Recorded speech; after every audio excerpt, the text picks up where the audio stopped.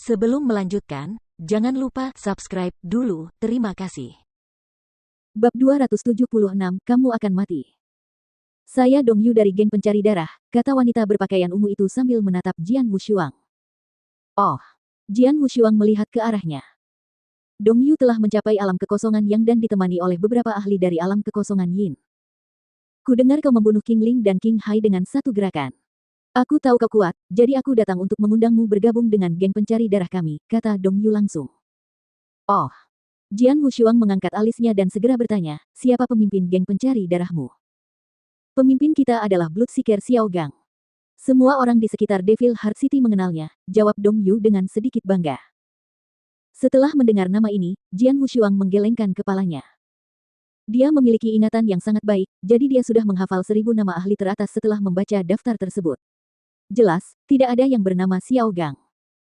Jian Wushuang tidak bisa menganggap serius Xiao Gang, karena pria itu tidak masuk dalam daftar. Maaf, aku tidak tertarik. Jian Wushuang menolak dengan lugas. Dong Yu tampak kecewa dan berkata lagi, kau pasti tahu bahwa King Ling dan King Hai adalah anggota geng Serigala Lapar. Berdasarkan sejarah mereka akan datang untuk mencari masalah denganmu. Aku pernah melihat para ahli geng Serigala Lapar di luar saat aku datang ke sini.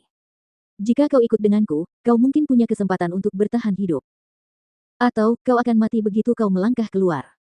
Benarkah? Jian Wushuang tersenyum. Aku sangat ingin tahu bagaimana aku akan mati.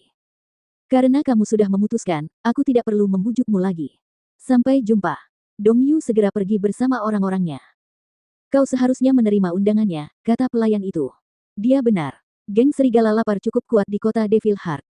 Geng ini dipimpin oleh 6 pemimpin dan semuanya adalah ahli di puncak alam yang void sehingga mereka sangat agresif. Jika kau membunuh orang-orang mereka pasti akan membunuhmu, jadi sebaiknya kau bergabung dengan geng pencari darah yang dapat melawan geng Serigala Lapar. Keenam kepala suku semuanya berada di puncak alam yang void. Aku ingin tahu berapa banyak ahli yang ada dalam daftar mereka. Jian Wushuang bertanya dengan santai. Tidak ada. Petugas itu menggelengkan kepalanya.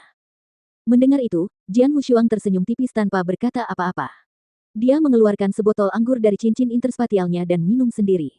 Setelah 1 jam, dia akan meninggalkan Hotel Blood Moon. Semoga berhasil, kata petugas itu. Jian Wushuang tersenyum. Begitu dia keluar dari hotel, dia langsung menyadari bahwa dia menjadi incaran banyak orang. Menunggu untuk membunuhku, pikir Jian Wushuang dengan senyum tipis di wajahnya. Hotel Blood Moon menikmati status yang tidak biasa sepanjang dinasti Tang. Ketika dia menginap di hotel, para ahli geng Serigala Lapar tidak berani memulai perkelahian. Jika mereka mematahkan bangku, mereka akan membayar 100 tetes cairan spiritual kristal ungu, jadi mereka takut perkelahian sengit akan menghabiskan banyak biaya. Begitu Jian Wushuang meninggalkan hotel, para ahli dari geng Serigala Lapar tidak akan mempunyai kekhawatiran seperti itu. Kesempatan untuk hidup telah hilang. Sekarang, mari kita lihat bagaimana dia mencari kematian. Di bawah atap sebuah rumah kumuh, Dong Yu dan beberapa ahli dari geng pencari darah berdiri di sana dan memusatkan perhatian pada Jian Wushuang. Retakan. Saat suara ledakan mangkuk anggur keluar, puluhan sosok muncul di sekitar Jian Wushuang dalam sekejap mata. Jian Wushuang menjadi sasaran niat membunuh mereka. Puluhan pukulan menebas ke arah Jian Wushuang. Ketika dia mengangkat kepalanya, dia mendapati dirinya dihalangi oleh sosok-sosok itu dan tidak mempunyai kesempatan untuk melarikan diri. Sebenarnya dia tidak perlu melarikan diri. Pedang pembunuh 3 kali di punggung Jian Wushuang terhunus, disertai ledakan esensi pedang yang menderu. Kemudian seberkas cahaya pedang bersinar begitu terang sehingga para penyerang tidak dapat menahan diri untuk menutup mata mereka. Garis cahaya pedang dengan mudah dilewati oleh para penyerang. Peng, peng, peng, peng, peng. Para penyerang itu tumbang satu persatu dan langsung terbunuh. Astaga, astaga, astaga.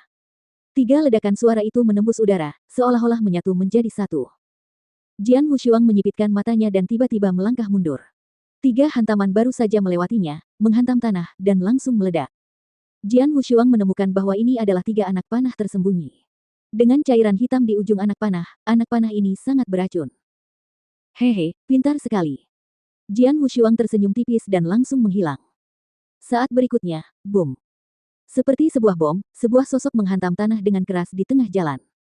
Sosok itu adalah seorang pria pendek dan kurus, yang tampak muram. Pria itu memegang busur. Jelas, 3 anak panah beracun ditembakkan olehnya.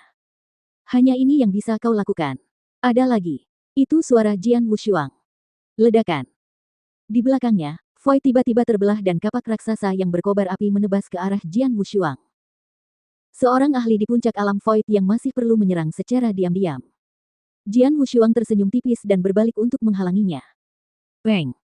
Sebuah ledakan keras membuat orang kuat yang memegang kapak raksasa itu mundur, sementara Jian Wushuang masih berdiri di sana. Apa? Orang kuat itu terkejut ketika dia melihat Jian Wushuang dengan mudah memblokir pukulannya.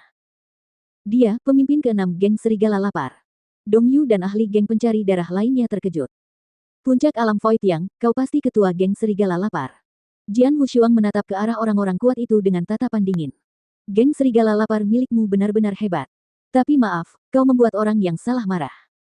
Begitu dia menyelesaikan kata-katanya, Jian Wushuang telah menghilang. Di mana? Pria kuat itu tetap waspada terhadap serangan mendadak. Saat bayangan pedang dingin tiba-tiba muncul di depannya, pria kuat itu segera mengayunkan kapak raksasanya untuk menangkisnya dengan kekuatan penuh. Namun, bayangan pedang itu berubah menjadi 3 serangan. Ketika dia berhasil menangkis hanya 1, 2 serangan lainnya menembus dada dan perutnya. Kau berani membunuhku. Pria kekar itu membelalakkan matanya dan menatap Jian Wushuang. Saudaraku akan membalas dendam untukku. Kakakmu, aku akan memberinya kesempatan.